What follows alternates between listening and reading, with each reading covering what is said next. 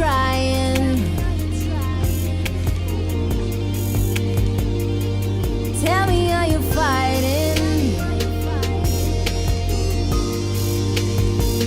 Fighting for your life. Welcome to another edition of The Good Life, man. I'm excited to be with you again.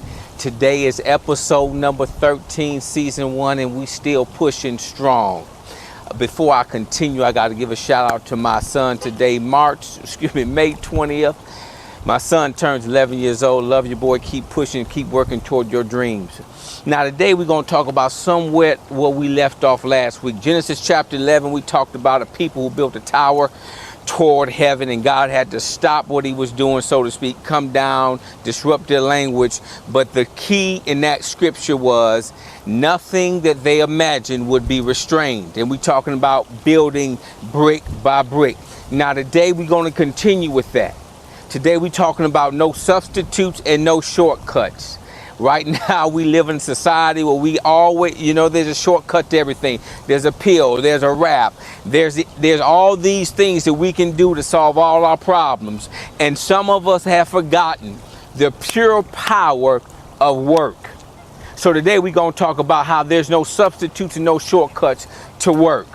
Now, there are two types of work we're going to talk about. The first part of work is development. There's always work, but there's a development part of work. That's the stuff you do when nobody is looking. That's the stuff you do when nobody is around, but you are working on you. For an athlete, it's your practice, it's your conditioning. For a leader, it's that time where you're reading, where you're focusing on yourself and you're developing yourself as an individual, as a husband, as a spouse, as a child, whatever you are. That's the development part of work. Now, I want to tell you a story, and I shared before. I love studying people. I love studying successful people, athletes. It doesn't make a difference. Principles are the same wherever we apply them. And there's a story about Robert Allen. Rob Allen is a conditioning coach, and he was brought in to condition the Olympic team, the dream team, if you will. And that's the year Kobe Bryant played on that team. And he talks about how he was laying in bed one night after watching a movie, went to bed about 3:30 in the morning. About 4:15, his phone rings, and it's Kobe. He answers the phone. He says, "Hey, Kobe, what's up?" He said, "Hey, Rob, am I interrupting you?" He says, "No." He said, "Well, I just wanted to see if you would come down and help me with some conditioning drills." All right, my man gets out to bed. It's 4:15 in the morning. He gets down to the gym. It's about 5 o'clock in the morning. Kobe's already there. He's drenched in sweat like he was swimming. So Rob works with him for a couple of hours. After the 2 hours, Rob goes back to the room, goes to sleep. About 11 a.m. he wakes up. Of course, he's drowsy. He didn't get enough sleep. He kind of cranky. He say he grab a donut, but a bagel, and goes down to the gym. He opens the gym. He sees Carmelo Anthony talking to a coach. He sees some other players talking to some folks. But off in the distance, he sees Kobe shooting some jumpers. So he goes up to him and he said, "Hey, Kobe, what's up?" He said, "Hey, Rob." He said, "What's going on?" He said, "Hey, man, it was a good workout this morning." He said, "Huh?" He said, "Good workout this morning." Kobe said, "Oh yeah, thanks, Rob. Thanks for helping me out." He said, "So what time did you leave the facility?" He said, What do you mean?" He said, "What time did you get done with your shots?" He said, Oh, just now." He said, "Just now?" He said, "Yeah, I wanted to make 800 shots. So yeah, just now." He was just not leaving the gym. Started somewhere around 4 o'clock. Here it is, 11:30 in the morning. He's leaving the gym. Work. There's no substitute. There's no shortcut. Whether you're a fan of Kobe or not, makes no difference. You got to be a fan of results here. And that's what we're talking about. We're talking about results, okay? You don't get there by wishing, hoping, dreaming. You don't get there by 25 minutes and 15 minutes. You may start at 25 and 15 minutes of working on yourself, but there comes a time when you need to be at an hour or 2 hours a minimum as an individual if you want to attain anything in life, a level of success. And I'm talking about parenting. I'm talking about being a spouse. I'm talking about being an individual. I'm talking about working auxiliary. Whatever you at and you want to progress, you got to do some work.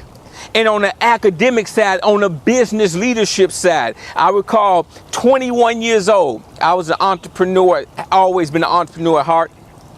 21 years old, I went in and I started a business, a cleaning business. And at 21 years old, had Stevens Affordable business. And I said, well, you know, I know how to clean, but I want to know the business aspects of it. So I went in to one of the biggest janitorial services in San Diego at the time. And I sat across the desk from the owner. And I went in for an interview and I said, yes, I want to work for you. I want to develop and know how to, clean businesses, how to clean businesses and, just getting the idea, get the inside scoop on what he was doing to get ahead. I'm going to be smart about it. So I go in and sit down to this guy and he says, you want to clean? I said, yes. He said, you want to have your own business? I said, yes. He said, well, let me ask you this. How many books on cleaning have you read this month? And of course, he saw the blank look on my face because I hadn't read any. He said, okay, well, how many books have you read on sales? And of course, I'm still looking blank because I hadn't read any. And he said, so let me tell you something. We're the #1 janitorial company in San Diego, but every single month, I make it a point to read at least one book on cleaning or on sales. Because I know in order for me to be the best, I have to commit to this. I have to develop myself in order for my company to get ahead. Are you seeing what I'm saying? There is a correlation between your work and your progress and profit. You want to write that down. That's a note you want to keep in your heart. Progress and profit. There is a price to pay for it, and the price is work. The second part of work is your destination. I mean, you gotta do the practice, you gotta do development, but there's also a destination. In other words, when you have that business, when you are the spouse, when you are the college student, when you are the high school student trying to get that scholarship, academic scholarship, sports scholarship, there is some things you gotta do every day to maintain that destination. We talked about it last week, that image, working the possibility of your dream brick by brick. You have to do something different. You have to stretch yourself, expand yourself to go to another level, and that's the destination part of it. So your destination, what are you doing right now at your current destination to build so you can take one step upon another step? I need to build now. I got a business. I got a family. I got my job. Now, what can I do to make myself better? What can I do to make my business better, my family better? What can I do to make me better as an individual so I have more to offer to my family, to my job, to my business, to my church? Wherever I'm at, I have to build upon that process. Proverbs 14:23 is not lying. It ain't ancient. In all labor there is profit, but idle words lead to poverty.